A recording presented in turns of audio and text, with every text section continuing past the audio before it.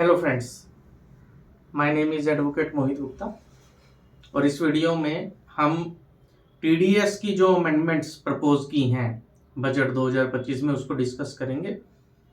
इस बार ऐसा लग रहा था कि जैसे फाइनेंस मिनिस्टर टैक्स पेयर्स के ऊपर बहुत मेहरबान है, बहुत सारी ऐसी अमेंडमेंट्स की जो टैक्स पेयर्स को पॉजिटिव रहने वाली हैं और ऐसी अमेंडमेंट्स कम की हैं जहां पे टैक्स पेयर्स परेशानी महसूस करेगा। तो आज इस वीडियो में हम डिस्कस करेंगे कि टीडीएस में क्या क्या अमेंडमेंट आई हैं, टीडीएस और टीसीएस का जो चैप्टर है उसमें क्या क्या अमेंडमेंट आई हैं। सबसे पहले कि टीसीएस लास्ट जो फाइनेंस बजट था, फाइनेंस बजट 2024, फाइनेंस एक्ट 24, उसमें टीडीएस की प्रोसिक्यूशन के लिए एक रिलैक्सेशन दी थी कि अगर आप अपनी क्वार्टरली रिटर्न भरने से पहले टीडीएस जमा कर देते हैं तो फिर आपके ऊपर प्रोसिक्यूशन नहीं होगा। सिमिलर अमेंडमेंट टीसीएस में रिक्वायर्ड थी जो पिछले बजट में नहीं आई थी, तो इस बार वो टीसीएस में भी सेम प्रोविजन आ गया है।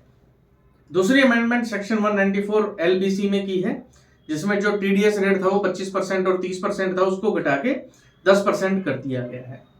देन उसके बाद टीडीएस की सीलिंग्स को थोड़ा इंक्रीज किया गया है, जो मिनिमम सीलिंग है जिनके बाद टीडीएस काटना होता है। सेक्शन 193 में 10,000 कर दिया गया है, which was nil before that. Section 194 A में सीनियर सिटीजन की लिमिट को 50,000 से 1 लाख कर दिया है। अदर देन सीनियर सिटीजन की लिमिट को 40,000 से 50,000 कर दिया है। So this is related to banks, cooperative society and post office. और अगर उसके अलावा कोई इंटरेस्ट है तो उसकी लिमिट को 5,000 से बढ़ा के 10,000 कर दिया है। देन उसके बाद डिविडेंड में पहले 5,000 की लिमिट होती थी, अब उसको बढ़ा के 10,000 कर दिया टीडीएस के लिए। देन उसके बाद सेक्शन 194 के में जो इनकम आपकी आती है with respect to unit of mutual funds और स्पेसिफाइड कंपनी और अंडरटेकिंग, उसमें उसकी भी लिमिट बढ़ा के 5,000 से 10,000 कर दी है। Then section 194B and 194BB, जिसमें विनिंग फ्रॉम लॉटरीज और विनिंग फ्रॉम हॉर्स रेस का टीडीएस होता है, तो पहले उसकी लिमिट 10,000 रुपए फॉर द फाइनेंशियल ईयर थी, now it is 10,000 per transaction.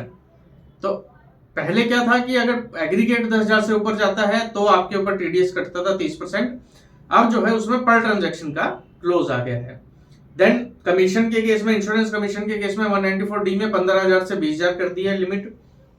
194G में 15,000 से 20,000 कर दी है। 194H कमीशन ब्रोकरेज के केस में भी 15,000 से बढ़ाकर 20,000 कर दी है।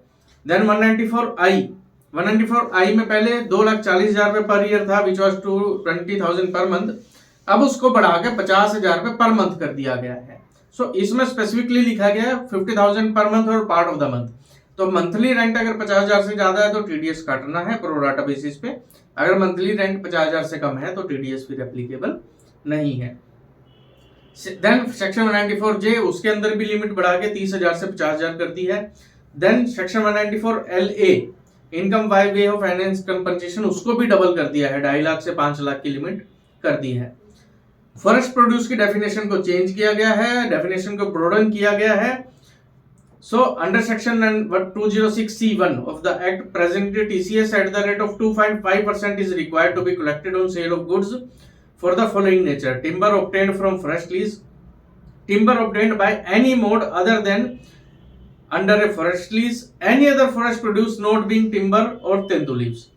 तो यह इस डेफिनेशन को, फॉरेस्ट प्रोड्यूस की डेफिनेशन को चेंज किया गया है और टीडीएस रेट को घटा के 2% कर दिया गया है और दो कैटेगरी डिवाइड की है। पहली, टिम्बर और any other forest produce obtained under a forest lease not being tendu leaves, timber obtained by any mode other than under a forest lease. तो 2% का टीसीएस उसके अंदर अब लगाया गया है।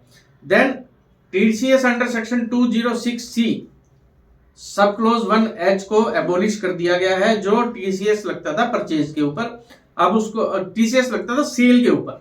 आप सेल के ऊपर कलेक्ट करते थे वो टीसीएस 50 लाख से ऊपर की अगर टोटल एग्रीगेट वैल्यू है पूरे साल में, तो आप 1% टीसीएस कलेक्ट करते थे, अब उसको हटा दिया गया, एबोलिश कर दिया गया है। अब सिर्फ और सिर्फ टीडीएस कटेगा 194Q में। देन इसके बाद 206AB एंड 206CCA भी हटा दिया गया है। ये दोनों के दोनों सेक्शंस क्या थे?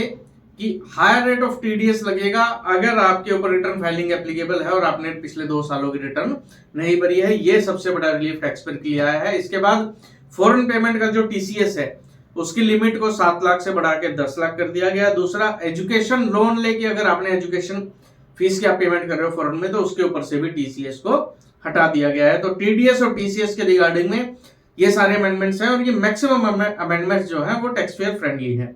टीडीएस टीसीएस के रिगार्डिंग में अगर आपकी कोई भी क्वेरी है सो प्लीज आप कमेंट कर सकते हैं, हमें कनेक्ट भी कर सकते हैं। Thank you.